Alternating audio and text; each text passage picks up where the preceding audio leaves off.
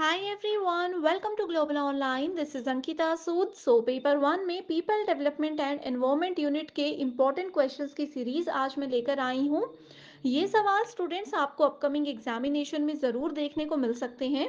आप सभी स्टूडेंट्स के अगर अभी भी कॉन्सेप्ट क्लियर नहीं है तो हमेशा की तरह आज भी इस सेशन में मैं आपके लिए आंसर्स के साथ एक्सप्लेनेशन लेकर आई हूँ ताकि आसानी से आपके सारे कॉन्सेप्ट्स क्लियर होते रहें।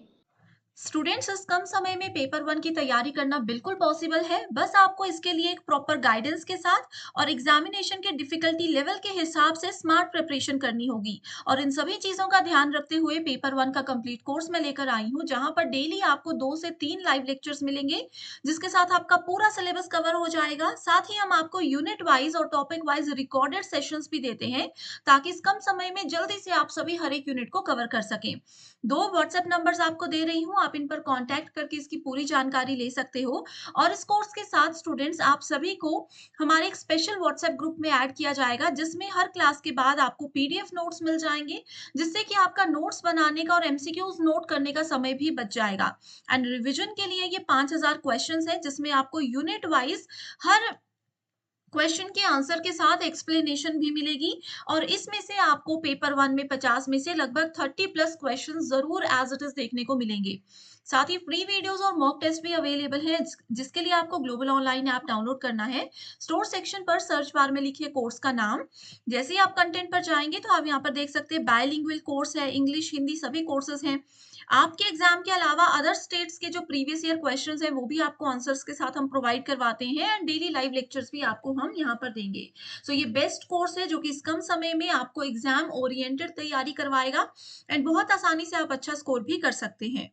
Joint implementation was one of the mechanisms suggested in meeting the objective of what? So यहाँ पर संयुक्त कार्यान्वयन की बात की गई है। अब देखिए स्टूडेंट्स, जॉइंट इम्प्लीमेंटेशन JI आपको इसका नाम ही बता रहा है कि इसमें बोला जा रहा है कि काफी सारी कंट्रीज या काफी सारी यूनियंस मिलकर किसी चीज को इम्प्लीमेंट करें, इकट्ठे होकर किसी काम को पूरा करने के लिए कार्य करे। तो यही चीज इसमें कही गई है कि जॉइंट इंप्लीमेंटेशन कौन से प्रोटोकॉल के अंदर सजेस्ट किया गया था।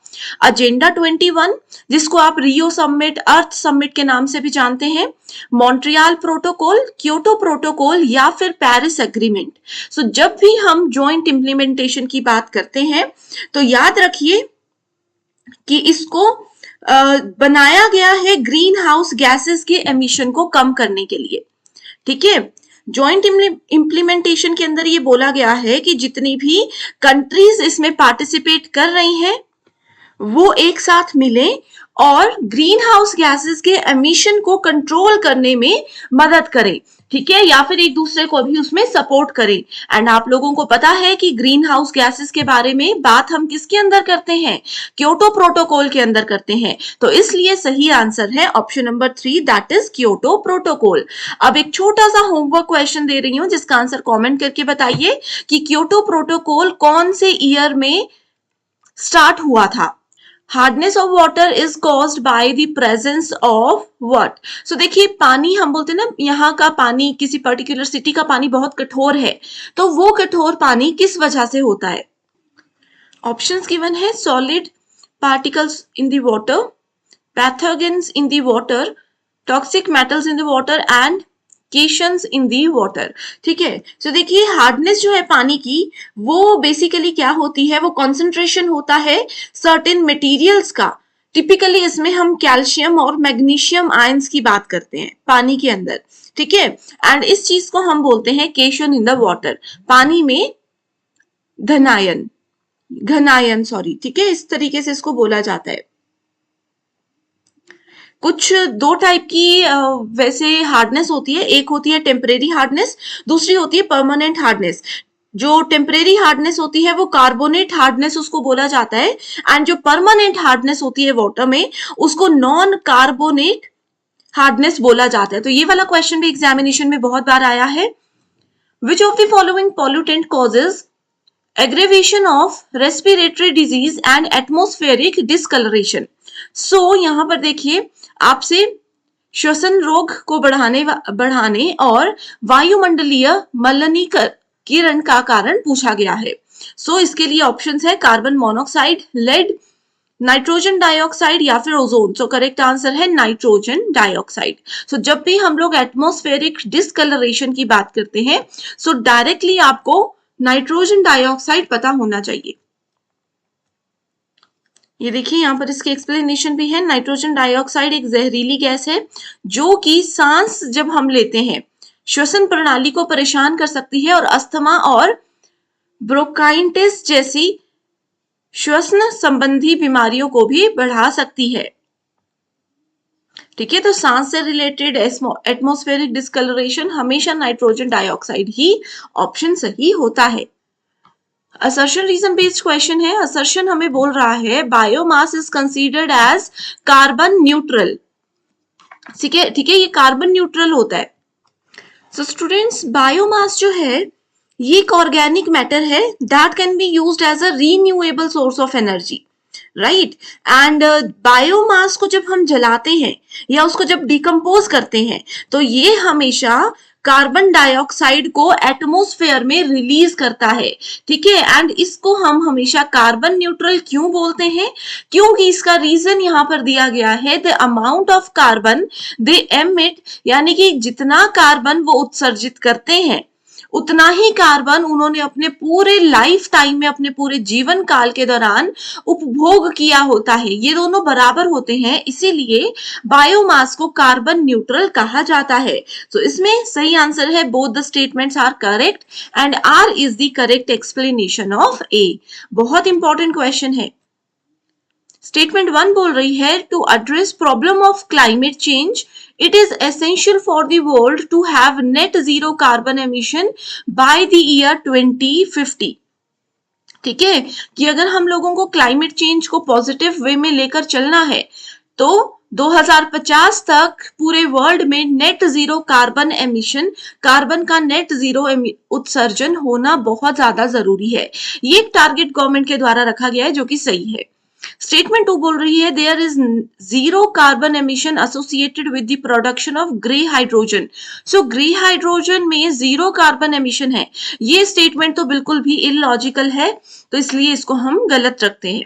तो first statement is true but second is false. Next question is which of the following statements are true about International Solar Alliance? So ISA से related statements आपको बतानी है।